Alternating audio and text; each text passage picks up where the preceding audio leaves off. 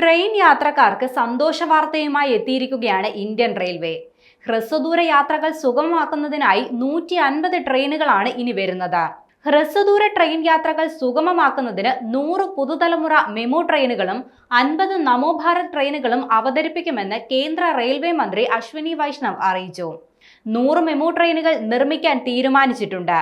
നിലവിൽ പ്രവർത്തനക്ഷമമായ ട്രെയിനുകളിലെ 8 മുതൽ 12 കോച്ചുകളുമായി താരതമ്യപ്പെടുത്തുമ്പോൾ ഈ ട്രെയിനുകളിൽ 16 മുതൽ 20 കോച്ചുകൾ ഉണ്ടാകും. തെലങ്കാനയിലെ കാസിപേട്ടിലുള്ള ഒരു പുതിയ ഫാക്ടറിയിലാണ് ഈ ട്രെയിനുകൾ നിർമ്മിക്കുന്നത്. അവ ഹ്രസ്വദൂര യാത്രകളെ സഹായിക്കുമെന്ന് അശ്വിനി വൈഷ്ണവ് പറയുന്നു.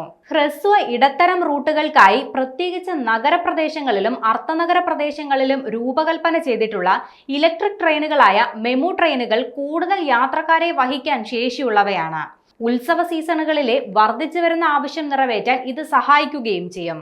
അഹമ്മദാബാദ്, ഭുജ്, ജയനഗർ, പട്ന റൂട്ടുകളിൽ സർവീസ് നടത്തുന്ന 2 നമോ ഭാരത് ട്രെയിനുകൾക്ക് മികച്ച പ്രതികരണം ലഭിച്ചത് കണക്കിലെടുത്ത് 50 എണ്ണം കൂടി നിർമ്മിക്കാനുള്ള തീരുമാനമായി. ഹ്രസ്വദൂര യാത്രകൾക്ക് പ്രത്യേകിച്ച് ഇന്റർസിറ്റി റൂട്ടുകളിൽ അനുയോജ്യമായ പൂർണ്ണമായും AC ട്രെയിനുകളാണ് നമോ ഭാരത് ട്രെയിനുകൾ. ഇതോടെ 150 പുതിയ പാസഞ്ചർ ട്രെയിനുകളാണ് ഇന്ത്യൻ റെയിൽവേ ഇനി പുറത്തിറക്കാൻ പോകുന്നത്. 2024-25 കാലഘട്ടത്തിൽ ഇന്ത്യയിൽ ഏകദേശം 720 കോടി യാത്രക്കാർ ട്രെയിനുകളിൽ സഞ്ചരിച്ചതായി റെയിൽവേ മന്ത്രി പറഞ്ഞു.